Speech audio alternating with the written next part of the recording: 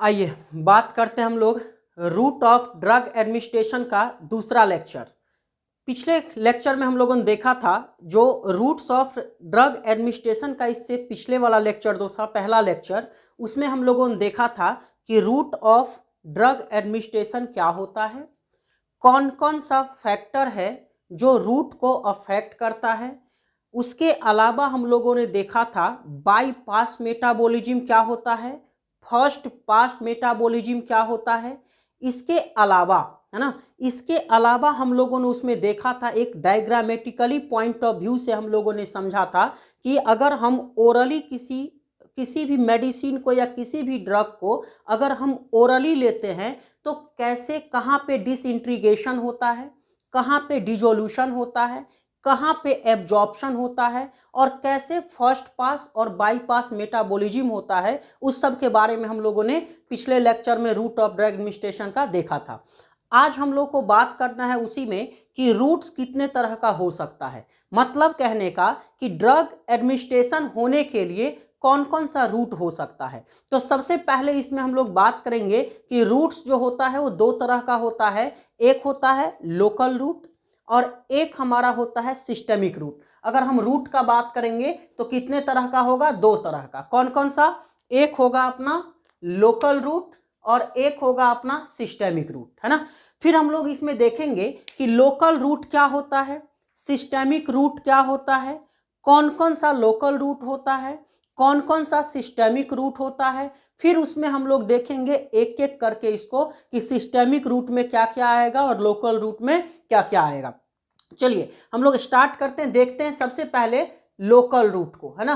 तो देखिए local route क्या है, तो इसके लिए क्या कहा जा रहा है कि सबसे पहला पॉइंट इसका कहा जा रहा है कि लोकल रूट हम लोग कहाँ यूज कर सकते हैं, तो सिर्फ एक लोकलाइज्ड साइट्स के ऊपर यूज कर सकते हैं ना। सबसे पहला पॉइंट क्या है कि लोकल रूट का यूज हम किसके लिए कर सकते हैं, एक लोकलाइज्ड साइट्स के लिए कर सकते हैं। दूसरा चीज कि इसका जो सिस्टेमिक एब्जॉर्प्शन होगा, अगर हम लोकल रूट अपना रहे हैं, लोकल रूट ले रहे हैं, तो इसका सिस्टेमिक एब्जॉर्प्शन या तो बहुत कम होगा या तो नहीं होगा। मतलब कह सकते हैं कि सिस्टेमिक एब्जॉर्प्शन मिनिमल या कह सकते हैं एब्सेंट। तीसरा बात कि अगर सिस्टेमिक एब्जॉर्प्शन मिनिमम है या मिनिमल है और या तो नहीं हो रहा है सिस्टेमिक एब्जॉर्प्शन, तो इसका मतलब क्या है, इसका मतलब यह है कि सिस्टेमिक साइड इफेक्ट भी नहीं होगा, सिस्टेमिक टॉक्सिसिटी नहीं होगा। तो हम लोग क्या कह सकते हैं कि सिस्टेमिक साइड इफेक्ट्स और टॉक्सिसिटी क्या होगा, एब्सेंट होगा। किसका? लोकल रूट का। नहीं, जैसे अगर हम इसको एग्जाम्पल से समझना चाहें लोकल रूट को, तो एग्जाम्पल में जैसे हम एक यूज कर रहे हैं ग्लिसराइल ट्राइनाइट्रेट, है ना। तो अब ये ग्लिसराइल ट्राइनाइट्रेट का वाइंटमेंट का हम यहाँ पे बात कर रहे हैं। तो ग्लिसराइल ट्राइनाइट्रेट का जो वाइंटमेंट होता है वो स्किन के ऊपर अप्लाई किया जाता है या कह सकते हैं ट्रांसडर्मल पैचेज के रूप में इसका यूज किया जाता है। तो ये किस में आएगा, आपका लोकल रूट में आएगा। कौन सा? ग्लिसराइल ट्राइनाइट्रेट, जिसको हम लोग शॉर्ट में क्या कहते हैं, GTN कहते हैं। इसका एप्लीकेशन कहाँ पे होता है, या तो आप इसको वाइंटमेंट के फॉर्म में स्किन पर लगा सकते हैं या इसको फिर पैचेज के फॉर्म में क्या कर सकते हैं, ट्रांसडर्मल पैचेज के फॉर्म में इसका यूज कर सकते हैं, है ना। अब एक चीज और है कि ये ग्लिसराइल ट्राइनाइट्रेट जो है सर, इसका यूज किस चीज के लिए होता है, तो इसका यूज होता है एंजाइना को ट्रीट करने के लिए। अब ये एंजाइना क्या है, तो एंजाइना को हम लोग बोलते हैं चेस्ट पेन। एंजाइना क्या है, चेस्ट पेन है। तो चेस्ट पेन में हम लोग यूज करते हैं ग्लिसराइल ट्राइनाइट्रेट को। देखिए इसका यूज सबलिंगुअल में भी होता है, आगे हम आपको बताएंगे। सबलिंगुअल जब बताएंगे, जीभ के नीचे जो हम लोग टैबलेट के फॉर्म में रखते हैं तो सबलिंगुअल रूट उसको हम लोग बोलते हैं। तो इसका ग्लिसराइल ट्राइनाइट्रेट का यूज सबलिंगुअली भी होता है एंजाइना के केस में, है ना। तो एंजाइना के केस में सबलिंगुअल भी होता है और ऐसे इसका यूज आपका किस फॉर्म में, लोकल रूट के फॉर्म में भी आपका होता है, वाइंटमेंट के फॉर्म में या ट्रांसडर्मल पैचेज के फॉर्म में होता है। लोकल रूट में क्या क्या होगा, तो लोकल रूट में एक आएगा टॉपिकल, दूसरा होगा डीपर टिश्यू और तीसरा होगा आर्टेरियल सप्लाई होगा। ये आएगा आपका लोकल रूट में। अगर हम सिस्टेमिक रूट का बात करते हैं, अगर हम सिस्टेमिक रूट का बात करते हैं तो इसका यूज कैसे होगा, तो यूज थ्रू सिस्टेमिक रूट, है ना, सिस्टेमिक रूट से इसका यूज होगा। इसका एब्जॉर्प्शन कहाँ पे होगा, ब्लड स्ट्रीम में होगा। अब एब्जॉर्प्शन ब्लड स्ट्रीम में अगर होगा तो ब्लड तो सर्कुलेट करेगा पूरे बॉडी में, या पूरे बॉडी में जितने भी ऑर्गन पार्ट्स हैं उस सब में सर्कुलेट करेगा ब्लड, तो हम कह सकते हैं इसका डिस्ट्रीब्यूशन जो होगा वो ऑल ओवर होगा बॉडी में, इंक्लूडिंग यहाँ तक भी हम कह सकते हैं साइट ऑफ एक्शन, जहाँ पे उसको काम करना है वहाँ तक ये सर्कुलेट हो करके ब्लड के मदद से पहुँच जाएगा सिस्टेमिक रूट के थ्रू। नहीं तो कह सकते हैं कि सिस्टेमिक रूट में एक तो एब्जॉर्प्शन किस में होगा, ब्लड स्ट्रीम में होगा, दूसरा चीज डिस्ट्रीब्यूशन इसका ऑल ओवर बॉडी होगा, इंक्लूडिंग कह सकते हैं साइट ऑफ एक्शन। इसमें कौन कौन सा रूट आएगा सिस्टेमिक में, तो इसमें आपका आएगा ओरल रूट आएगा, सबलिंगुअल रूट आएगा, बक्कल या सबलिंगुअल को ही हम लोग क्या बोलते हैं, बक्कल रूट कहते हैं। तो ओरल रूट, सबलिंगुअल या बक्कल, सबलिंगुअल मतलब जीभ के नीचे जो हम यूज करते हैं, तो सबलिंगुअल रेक्टम के थ्रू, है ना, रेक्टम किसका पार्ट है आपका, लार्ज इंटेस्टाइन का पार्ट है। जब आप लार्ज इंटेस्टाइन का बात करते हैं तो लार्ज इंटेस्टाइन में कौन कौन सा पार्ट आता है, सिक्कम आता है, कोलोन आता है, रेक्टम आता है, और रेक्टम के बाद एनस होगा। नहीं तो जो कोलोन में भी आपका डिफरेंट टाइप्स होता है, असेंडिंग कोलोन होता है, ट्रांसवर्स कोलोन होता है, डिसेंडिंग कोलोन होता है ना। सिक्कम कौन सा पार्ट होता है, जहाँ पे स्मॉल इंटेस्टाइन और लार्ज इंटेस्टाइन आकर के मिलता है उस पार्ट को हम लोग सिक्कम कहते हैं। नहीं तो रेक्टल जो है मतलब कहने का रेक्टम के थ्रू, जैसे कोई सपोजिटरी वगैरह है जो किसके थ्रू दिया जाता है, रेक्टम के थ्रू दिया जाता है, तो उसको हम लोग क्या बोलेंगे, रेक्टल रूट बोलेंगे। उसी तरह से रेक्टल रूट के अलावा क्यूटेनियस होगा, अगर आप स्किन के ऊपर अप्लाई कर रहे हैं तो क्यूटेनियस बोलेंगे।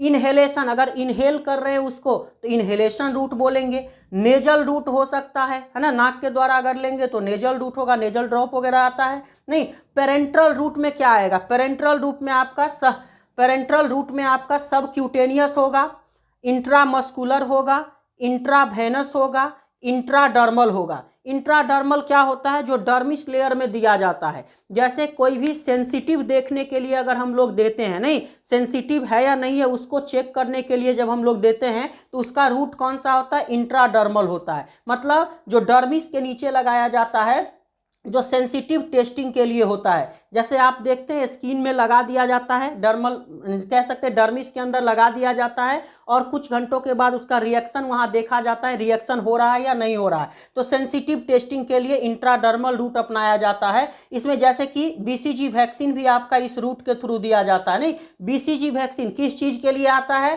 ट्यूबरकुलोसिस के लिए आता है, टीबी, है ना, किसके लिए आता है, ट्यूबरकुलोसिस के लिए। आपको पता होना चाहिए कि ट्यूबरकुलोसिस क्या है, एक बैक्टीरियल डिजॉर्डर है ना।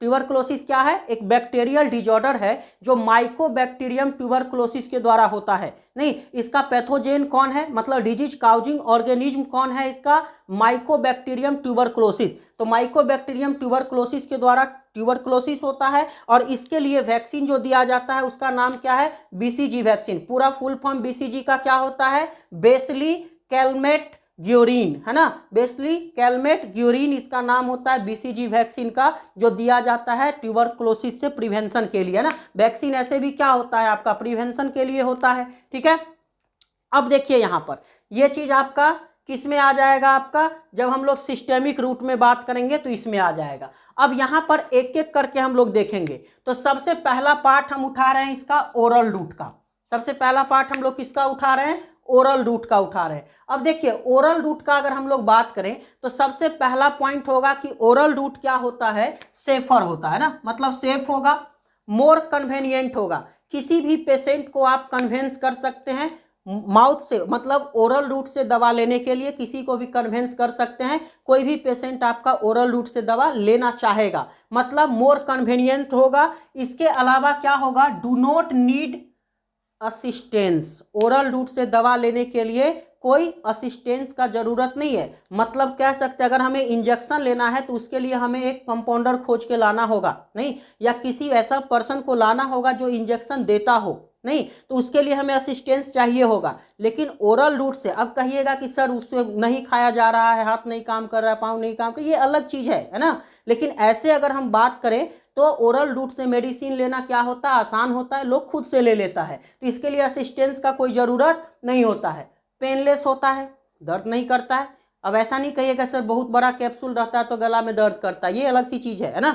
ऐसे जनरली आपका जो ओरल रूट से मेडिसिन लेते हैं वो पेनलेस होता है, चीपर होगा, सस्ता भी होता है। इंजेक्शन के रिस्पेक्ट में अगर हम लोग देखें, अगर हम इंजेक्शन से कंपेयर करें तो ओरल रूट का मेडिसिन क्या होता है, सस्ता पड़ता है, तो चीपर भी होगा। अब इसमें ओरल रूट में आपका डिफरेंट डोजेज फॉर्म में हो सकता है, जैसे कि सॉलिड डोजेज फॉर्म में हो सकता है, लिक्विड डोजेज फॉर्म में हो सकता है। जैसे सॉलिड डोजेज फॉर्म का अगर हम लोग बात करें तो आपने फार्मास्यूटिक्स में डोजेज फॉर्म पढ़ा होगा या तो पढ़ेंगे फार्मास्यूटिक्स के अंदर। तो डोजेज फॉर्म में आपका सॉलिड डोजेज फॉर्म में अगर बात करें जैसे पाउडर है ना, टैबलेट्स है, कैप्सूल्स है या स्पेंसुल है। देखिए एक स्पेंसुल भी होता है, कैप्सूले की तरह होता है आपका स्पेंसुल भी, है ना। तो स्पेंसुल और कैप्सूल में क्या फर्क है, तो कैप्सूल आपका क्या होता है कि कैप्सूल में आपका ग्रेन्यूल्स कह सकते हैं या पाउडर भर करके और उसको आपको फिल करके कैप्सूल के फॉर्म में दिया जाता है। लेकिन अगर हम स्पेंसुल का बात करते हैं तो उसमें क्या होता है,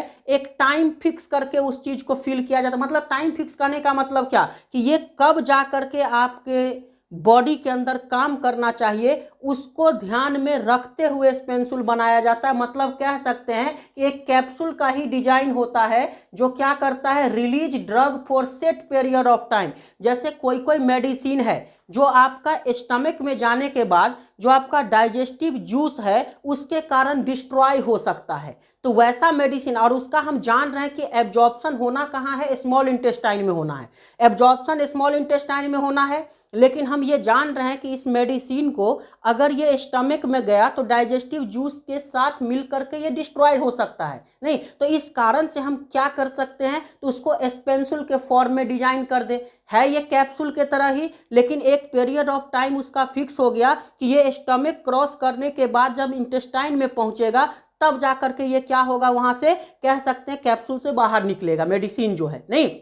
तो सिंपल इसको हम लोग क्या कहते हैं, स्पेंसुल कहते हैं नहीं। उसी तरह से एक होता है ड्रैगेज। ड्रैगेज क्या होता है, अब जैसे मान लीजिए कि कोई मेडिकामेंट है, कोई ड्रग है, बिटर इन टेस्ट है ना, तो उसको पेशेंट खाना चाहेगा, नहीं खाना चाहेगा, तो उसको क्या कर दिया जाता है, शुगर कोटिंग कर दिया जाता है। वैसा टैबलेट को, या टैबलेट फॉर्म में है, ऐसे अगर आप टैबलेट जैसे ही बक्कल कैविटी में रखिएगा या आप ओरली उसको लीजिएगा तो आपको बिटर इन टेस्ट आएगा। तो अगर बिटर आएगा तो आप नहीं खा पाएंगे, तो इसीलिए उसको क्या किया जाता है, उसको क्या कर देगा, कोटिंग कर देगा। अब यहाँ स्वीटनर्स यूज करेगा, स्वीटनर्स मतलब कह सकते हैं शुगर कोटिंग कर दिया जाएगा, तो उसको हम लोग क्या बोलते हैं, ड्रैगिस बोलते हैं। मतलब सिंपली हम कह सकते हैं कि medicinal formulation coated with sugar, है ना। अगर मेडिसिनल फॉर्मुलेशन को कोटिंग कर दिया जाए किससे, शुगर से, तो इसको हम लोग क्या कहते हैं, ड्रैगिस कहते हैं, ठीक है।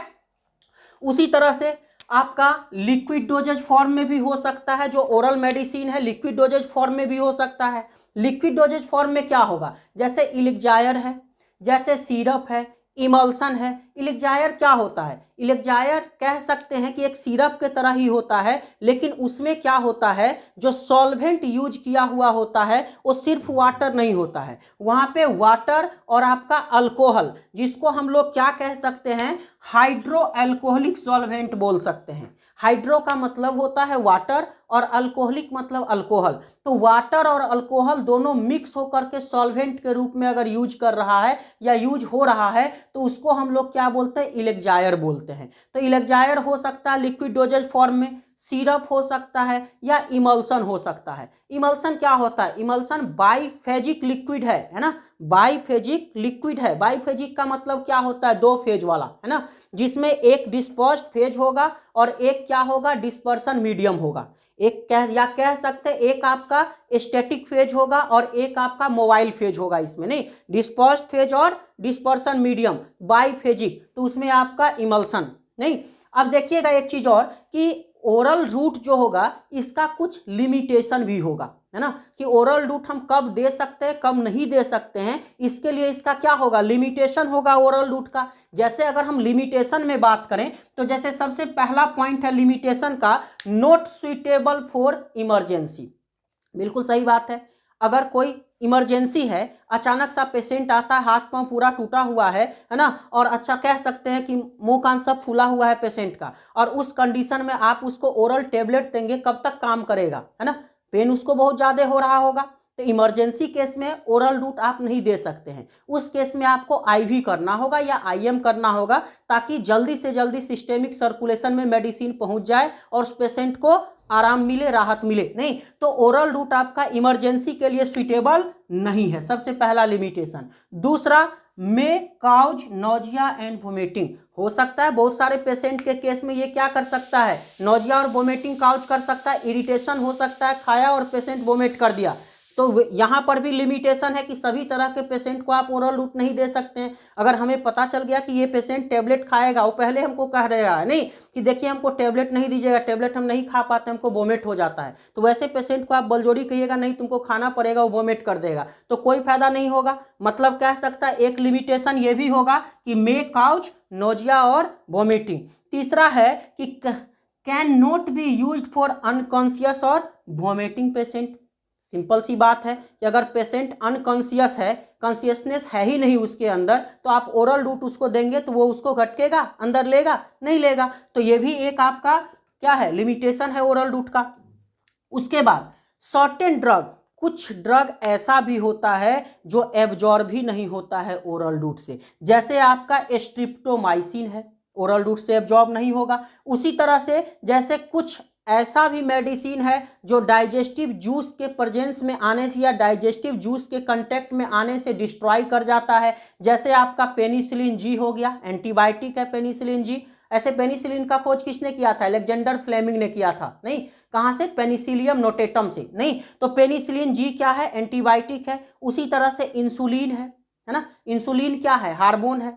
कहाँ से सिक्रीशन होता है, आपका पैंक्रियाज का जो बीटा सेल है वहां से सिक्रीशन होता है। और इसके डिफिशियंसी के कारण, इंसुलिन के डिफिशियंसी के कारण क्या होता है, डिजीज होता है। कौन सा डिजीज होता है, जिसको हम लोग डायबिटीज मेलिटस कहते हैं, नहीं, या इसी को लोग चिनिया बीमारी भी बोलते हैं अपने भाषा में। डायबिटीज मेलिटस बोलिए, चिनिया बीमारी कहिए, शुगर बोलिए। शुगर इसलिए कहा जाता है क्योंकि ब्लड ग्लूकोज लेवल क्या होता है, ब्लड में बढ़ जाता है ना, ब्लड का ग्लूकोज लेवल ब्लड में क्या होता है, बढ़ जाता है। किसके डिफिशियंसी के कारण, इंसुलिन के डिफिशियंसी के कारण। नहीं, और अगर लीवर में बात करें तो जैसे जीटीएन है, टेस्टोस्टेरोन है। नहीं, जीटीएन कहने का एब्जॉर्प्शन लीवर के अंदर नहीं होगा, कोई किसका, जीटीएन का। जीटीएन का मतलब यहाँ पे हमने अभी आपको बताया है, क्या बताया है, ग्लिसराइल ट्राइनाइट्रेट। नहीं तो ग्लिसराइल ट्राइनाइट्रेट किसके यूज के लिए हम लोग यूज कर रहे हैं, एंजाइना के लिए। नहीं, या एंजाइना के यहाँ चेस्ट पेन आप कह सकते हैं। ये हो गया। टेस्टोस्टेरोन क्या है, हार्मोन है, मेल सेक्स हार्मोन है टेस्टोस्टेरोन, या इसको एंड्रोजेन भी हम लोग बोलते हैं। तो इसका आपका कहाँ पे, लीवर में डिस्ट्रॉय कर जाता है। तो ये सब मेडिसिन को आप ओरल रूट से नहीं दे सकते हैं। किसको नहीं दे सकते हैं, पेनिसिलिन जी, इंसुलिन या जीटीएन या आपका टेस्टोस्टेरोन, इस सब को आप ओरल रूट से नहीं दे सकते। ये ओरल रूट का लिमिटेशन है ना। क्लियर है, ठीक है।